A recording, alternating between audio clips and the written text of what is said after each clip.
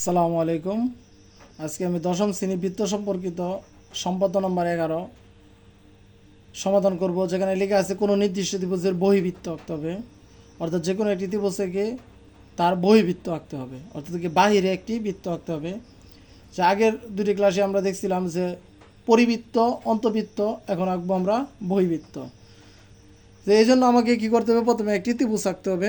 যে আমি একটি প্রথমে ত্রিভুজ আঁকি। যে আমি কিন্তু প্রথমে বলছিলাম যে আমার অঙ্কনের সুবিধার্থে, অর্থাৎ কি স্পষ্ট যাতে দেখা যায়, আপনাদের ক্লাস যাতে স্পষ্ট করা যায়, এই জন্য আমি কিন্তু পেন্সিলের পরিবর্তে কলম ব্যবহার করতেছি। কিন্তু আপনাদের কিন্তু অবশ্যই পেন্সিল ব্যবহার করে চিত্র আঁকতে হবে, পরীক্ষার মধ্যে লিখতে হবে, নাহলে কিন্তু স্যার মার্ক কেটে দেবেন। এই জন্য আমি প্রথমে কী করি, একটি ত্রিভুজ নিই।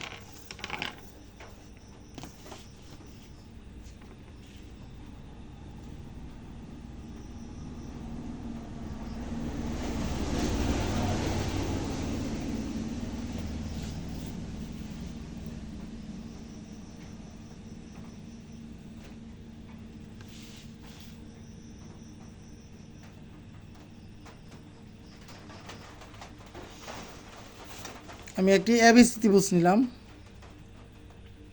যে এই ত্রিভুজের বহিবৃত্ত আঁকতে হবে। যে বহিবৃত্ত আঁকতে হলে আমার প্রথমে এবি বাহুকে বর্ধিত করি। প্রথমে আমি কী করি, এবি বাহুকে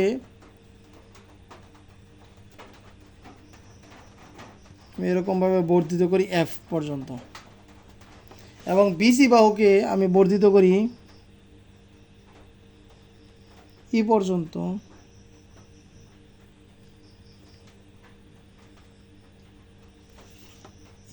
বর্ধিত করি। এখন এই ত্রিভুজের বাইরে, অর্থাৎ কি এইখানে আমার একটা বহিবৃত্ত আঁকতে হবে। তো এই বহিবৃত্ত আঁকতে গেলে এ এবং সি যে দুইটা কোণ আছে, এ এর বাহিরে এবং সি এর বাহিরে যে দুটি কোণ আছে, এই কোণ দুটি সমদ্বিখণ্ডক নির্ণয় করতে হবে। তা আমি সি বিন্দুতে বসায়াম, আগে যে কোনো একটা কোণ নিই, বহি কোণ, সি এর বহিস্থ একটি কোণ নিলাম। এখন আমি কি করব, যে অর্ধেকের চেয়ে বেশি ব্যাসার্ধ নিয়ে, এই কোণের অর্ধেকের চেয়ে বেশি ব্যাসার্ধ নিয়ে আমি এই সাইডে একটি বৃত্তচাপ আঁকি, আবার এইখানে বসে বৃত্তচাপটা কাটি। যে বরাবর বৃত্তচাপ সেট করছে সেই বরাবর আমি একটা রেখা টানি।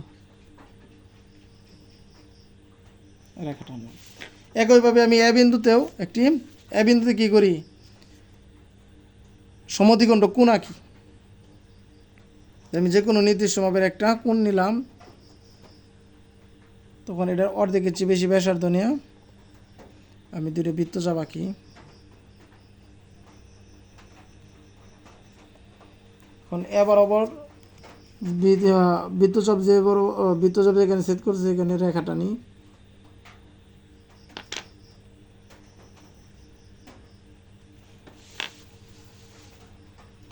ধরি এটা হলো এম রেখা, এটা হলো এন। যে এন এবং সি এম পরস্পরকে ও বিন্দুতে সেট করছে, ধরে কি ও বিন্দুতে সেট করছে।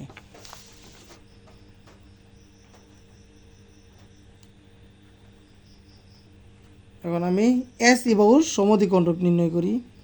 অর্ধেকের চেয়ে বেশি ব্যাসার্ধ নিয়ে এখানে একটা বৃত্তচাপ আঁকি, এ বিন্দুতে বসা এই বৃত্তচাপকে কাটি, যা পরস্পর একটা নির্দিষ্ট বিন্দুতে সেট করছে।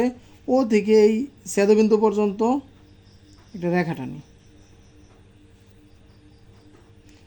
অথবা এসি এর উপর লম্ব আঁকি। এটা হলো কি, এসি এর উপর একটা লম্ব আঁকলাম। ধরি এটা হলো আমার এইচ বিন্দু, যে এইচ বিন্দুতে এসি বাহুকে কী করছে, সমদ্বিখণ্ডিত করছে। এখন ও এইচ এর সমান ব্যাসার্ধ নিয়ে যদি আমি একটি বৃত্ত আঁকি, তাহলে এটা আমার হবে পরিবৃত্ত। কী করতে হবে, ও এইচ এর সমান ব্যাসার্ধ নিয়ে, ও এইচ এর সমান ব্যাসার্ধ নিয়ে।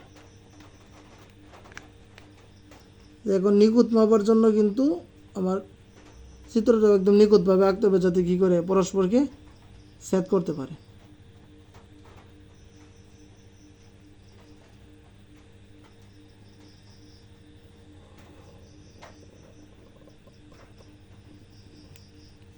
যে এবিসি ত্রিভুজের এসি বাহুর সাথে কি করছে, এটা হলো বহিবৃত্ত অঙ্কন করলাম। যে এসি বাহুকে স্পর্শ করে একটা বৃত্ত অঙ্কন করলাম, এটা হলো এবিসি ত্রিভুজের বহিবৃত্ত। তো এই ত্রিভুজটি কীভাবে আঁকলাম, যে প্রথমে আমরা যে কোনো ইচ্ছা মতন একটা এবিসি ত্রিভুজ নিলাম। এবিসি ত্রিভুজ নেওয়ার পর এবি বাহুকে এফ পর্যন্ত এবং বিসি বাহুকে ই পর্যন্ত বর্ধিত করলাম, তখন একটা সি বহিস্থ এবং এ বহিস্থ কোণ উৎপন্ন হয়েছে। তখন কি করলাম যে এ সি বিন্দুর সমদ্বিখণ্ডক এবং এ বিন্দুর সমদ্বিখণ্ডক নির্ণয় করলাম, যা পরস্পরকে ও বিন্দুতে ছেদ করে।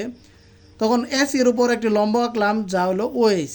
ওএস একটি বৃত্তের ব্যাসার্ধ নিয়ে আমি ও বিন্দুতে বসে একটা বৃত্ত আঁকলাম যা এবিসি ত্রিভুজের এসি এর একটি বাহুকে স্পর্শ করে একটি বৃত্ত হয়। আর এটি হলো কি এবিসি ত্রিভুজের বহিবৃত্ত। আমরা অঙ্কনের যে বর্ণনাটা আছে সেটা বই থেকে পড়ে নেব, কিন্তু চিত্র আমরা এইভাবে আঁকলে তাহলে আমাদের জন্য সহজ হবে। আর সম্পাদ্যের বর্ণনা মূলত কিন্তু চিত্র যেভাবে আঁকা হয়েছে সেভাবে চিত্র দেখে দেখে দিতে হয়, এটা কোনো মুখস্থের বিষয় না।